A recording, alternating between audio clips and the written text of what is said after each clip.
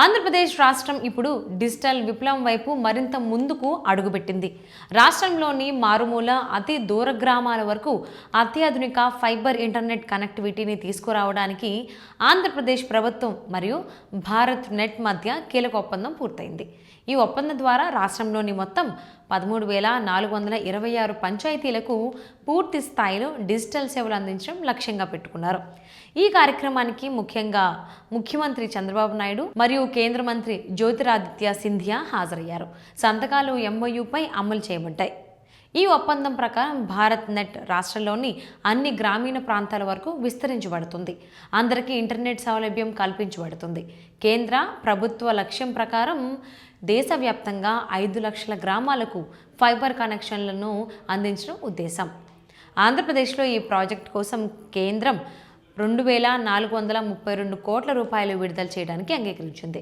Project సజావుగా అమలు కావడానికి ఏపీ ప్రభుత్వం Andhra Pradesh broadband infrastructure limited AP bill పేరుతో ప్రత్యేక వాహక సంస్థను ఏర్పాటు చేసింది. ముఖ్యమంత్రి చంద్రబాబు నాయుడు మాట్లాడుతూ గతంలో కేవలం 2 Mbps బ్రాండ్విడ్త్తో కలెక్టర్లతో టెలికాన్ఫరెన్స్ నిర్వహించేవారని గుర్తు చేశారు. అమెరికా పర్యటన అనంతరం ఇంటర్నెట్ విప్లవం ప్రపంచాన్ని ఒక స్మార్ట్ గ్రామగా మార్చగలిందని గుర్తించినట్లు పేర్కొన్నారు. BSNL 4G టెక్నాలజీని భారత ప్రధాని నరేంద్ర మోదీ నాయకత్వంలో రాష్ట్రంలో తీసుకురావడం గొప్ప విజయమని ప్రశంసించారు.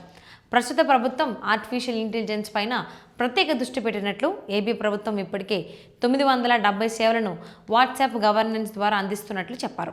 సంబంధిత రికార్డులను QR కోడ్ ద్వారా భద్రపరుస్తున్నట్లు, ఆరోగ్య రంగంలో సంజీవని ప్రాజెక్టు ద్వారా రియల్ టైం మానిటరింగ్ వైద్య సేవలు అందిస్తున్నట్లు తెలిపారు.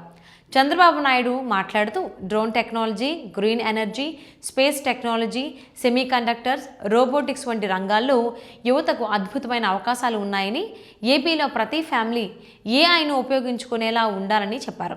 ఈ ప్రాజెక్టు ద్వారా ఆంధ్రప్రదేశ్లో ప్రతి గ్రామం డిజిటల్ కవరేజ్తో, స్మార్ట్ సేవలతో అనుసంధానం అవుతుంది. రాష్ట్రం మొత్తం సాంకేతికత పరంగా దేశంలో అగ్రగామిగా మారుతుందని సీఎంను విశ్లేషించారు.